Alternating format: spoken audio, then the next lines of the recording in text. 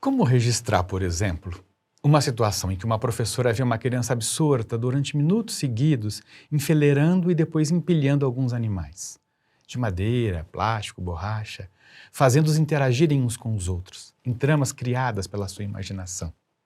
Saber-se lá o que esse protagonista está pensando quando faz um tamanduá lutar com um tatu, ou um ouriço conversar com uma onça. Quem já não se deparou com situações similares a essa dentre as crianças do seu grupo? Onde é que a professora se posiciona nessa hora para observar e registrar esse protagonista em ação? Numa situação de entrega, complexidade, relações e encantamentos como essa, em que se pode aprender algo significativo sobre essa criança. E com cuidado respeitoso para não interferir, tampouco interromper esse momento. Será que as palavras escritas ou gravadas em áudio dão conta suficiente da tarefa de eternizar esse momento? Por que então também não fotografar ou gravar em vídeo? Que recursos da câmera utilizar? Quais enquadramentos, que planos são mais adequados para registrar o que está acontecendo bem diante dos seus olhos, ao alcance de uma sequência de cliques? E feito isso, significar as imagens captadas, selecionar as que são mais fiéis àquele momento, ordená-las numa sequência narrativa, em composição com o texto elaborado com palavras escritas, tal qual nos livros de literatura feito para as crianças, aqueles que exploram as relações entre imagem e palavra. E além disso, compartilhar, socializar com o protagonista da situação, com outras crianças, com outros colegas de equipe da escola, com os pais e os familiares dessas crianças. Nessa outra situação, vemos Rosa Camargo de 1 ano e 8 meses. Ela está explorando relações entre marcadores gráficos à base de água e lápis sobre papel craft ouro.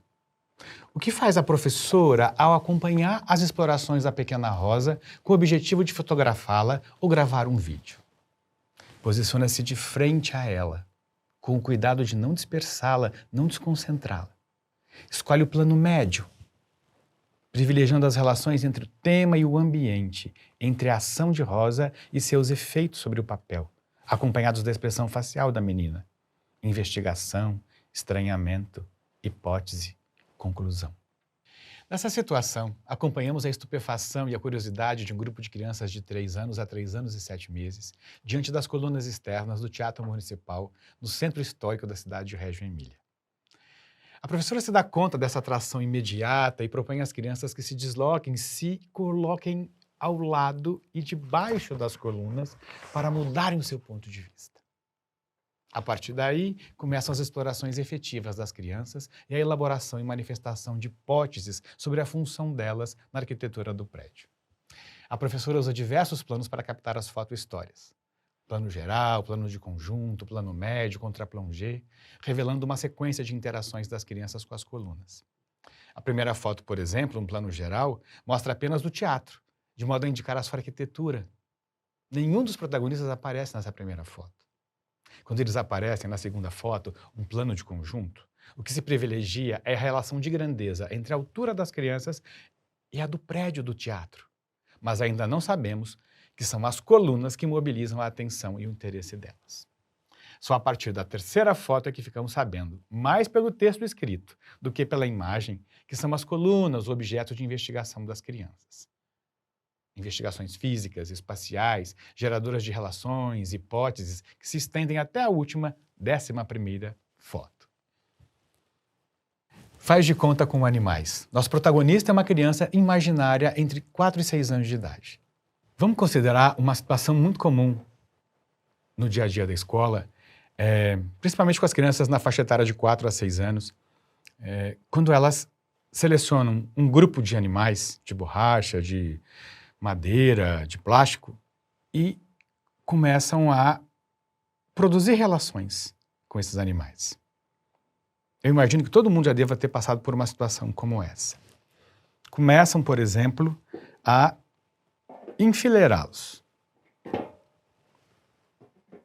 Pensem, onde é que vocês se colocariam nessa situação para acompanhar as evoluções dessa criança? Como é que vocês se posicionariam? A que distância vocês ficariam? Que recursos da máquina vocês acionariam para captar esse momento, essa sequência?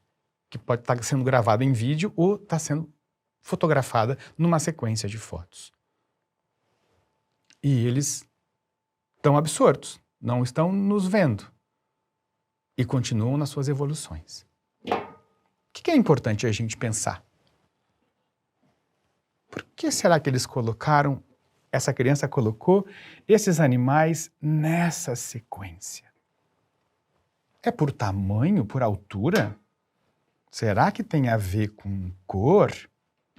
Será que tem a ver com se é mais selvagem ou mais dócil? Por que circular? Por que uns estão sozinhos e uns estão acompanhados?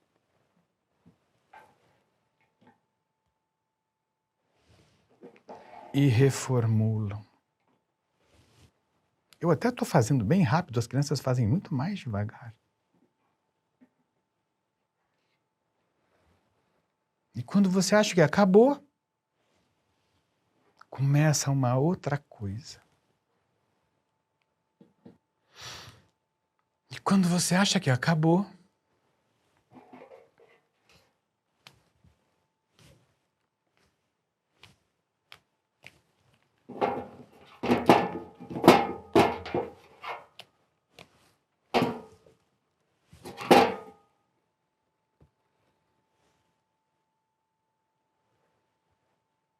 o que você conseguiu captar?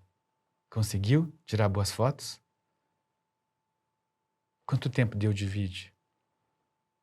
Já está imaginando a edição como vai ser? Não é maravilhoso? Selecionar esse momento,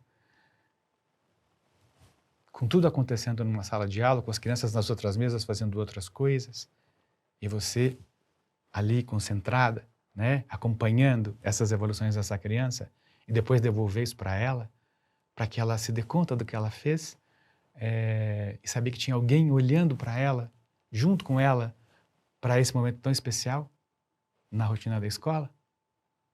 É disso que a gente está falando quando a gente fala no uso do audiovisual na sala.